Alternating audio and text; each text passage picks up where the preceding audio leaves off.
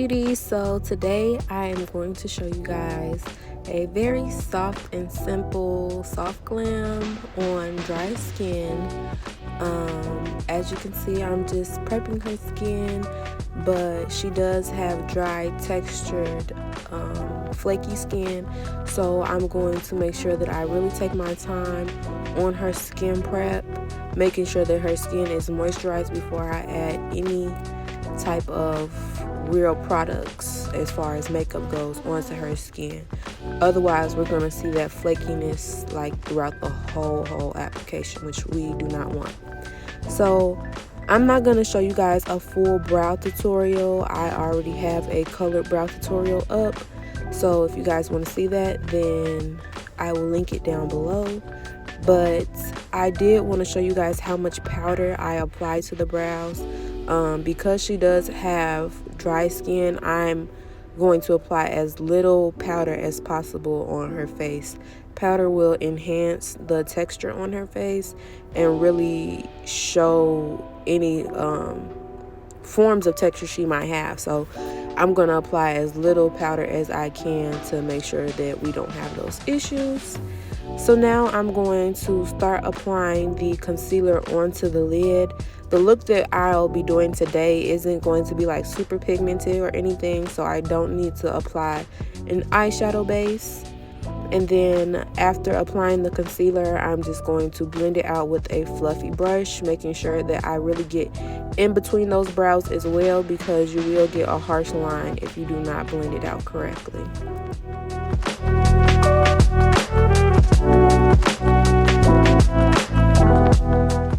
So whenever choosing a foundation shade, I always apply a little bit to the chin, and then if it matches the neck, if they're not wearing anything that's going to be covering the neck, then I'll match to the neck, and if they're going to have their chest out, then I will match to the chest. So that's how I pick out the shades that I'm going to go for on my clients.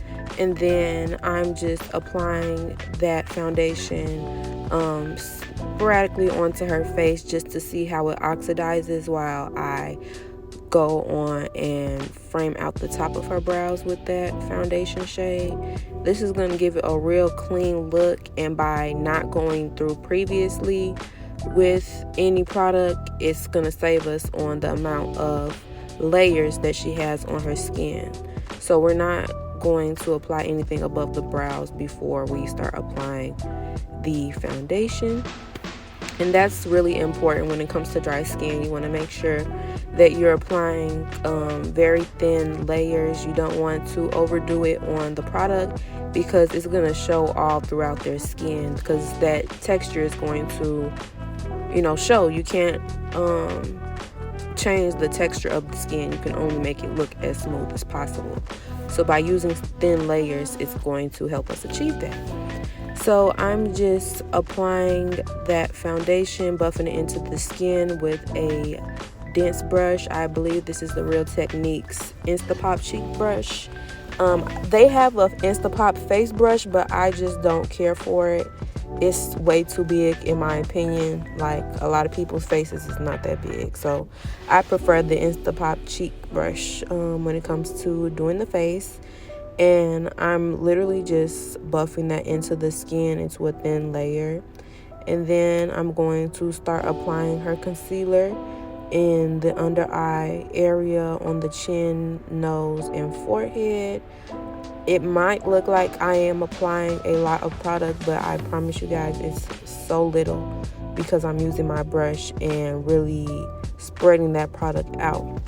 I'm also going to take that first concealer shade that we're using and frame out the front of the brows. This is going to make them look even more sharp and precise. And then I'm going to add that lighter concealer shade into the area that we did not apply any product. And I'm also going to apply that into the centers of all of the areas we applied that first concealer shade.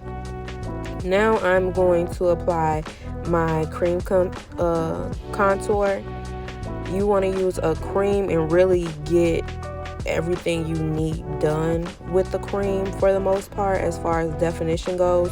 because we're not going to apply that much powder. You want to get a lot of your stuff done in creams because the skin just tends to take it more whenever you use creams over powders. So that's just something to note whenever you're doing a client with dry skin. And then I'm going to use that same Instapop cheek brush to blend out that contour, and then take a smaller brush and start blending out that nose contour as well. I'm going to be very, very gentle and soft with this beauty blender. I don't particularly care to do beauty blenders on dry skin clients because it takes up too much of the product, and I just feel like it doesn't give it as much full coverage when we're already working on the thin layers and stuff like that. I want to maintain as much coverage as I possibly can. So you'll see that when it comes to the under eye area and everything, I'm going to use my Real Techniques setting brush to do that, so I can maintain a lot more of that coverage that I'm looking for.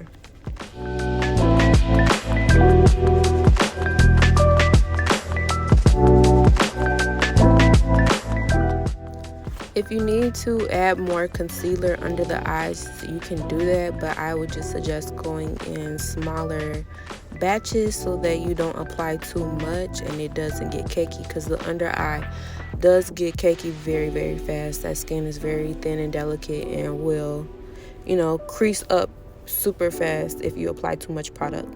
So now I'm going to set all of those areas that we applied concealer with a very thin layer, and then I'm going to apply my blush and powder, bronzer and things like that onto the cheek area.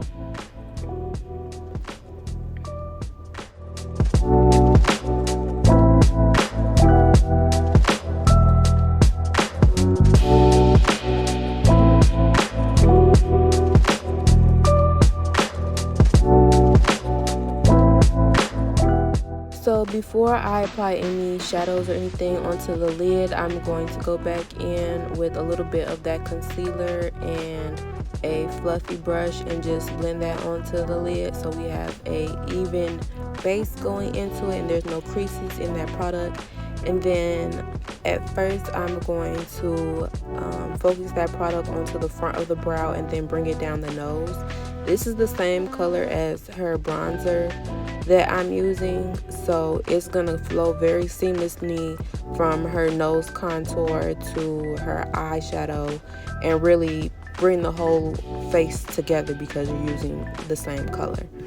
So I'm going to really focus on packing that into the crease very heavily. I'm being very heavy-handed with this because I want to add as much dimension to the eye as possible and get those very even.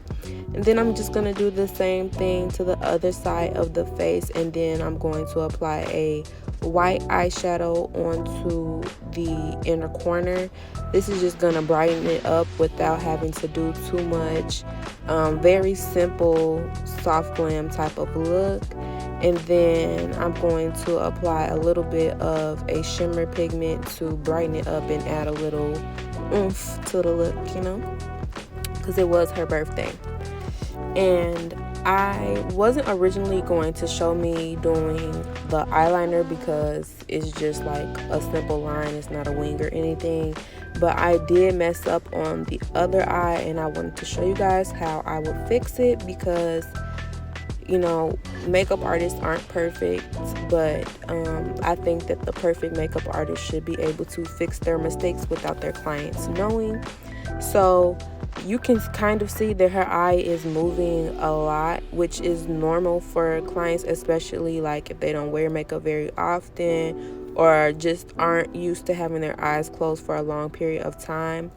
So one thing whenever you're doing eyeliner is to make sure that you are basically dragging the utensil that you're using for the eyeliner so that you can get it as smooth and straight as possible. Whenever you lift your brush up, it starts to move the product around and you get the little ridges and stuff.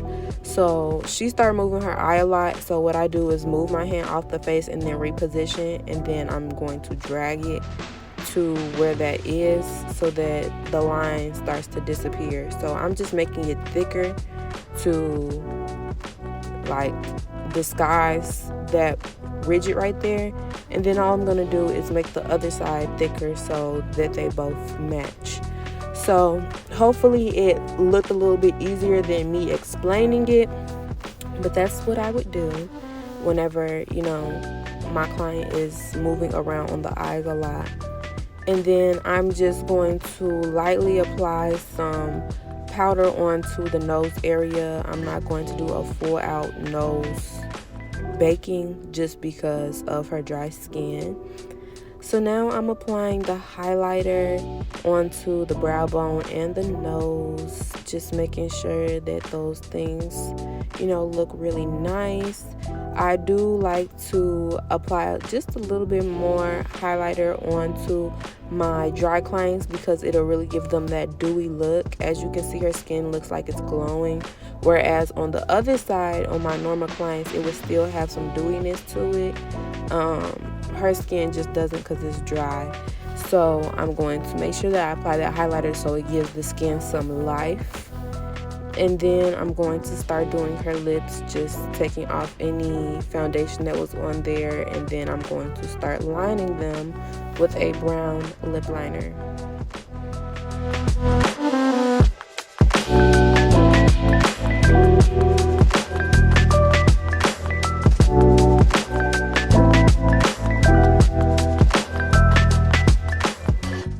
On top of the lip liner, I'm going to apply a brown liquid lipstick. This is just going to help everything last a lot longer once I put on my lip gloss.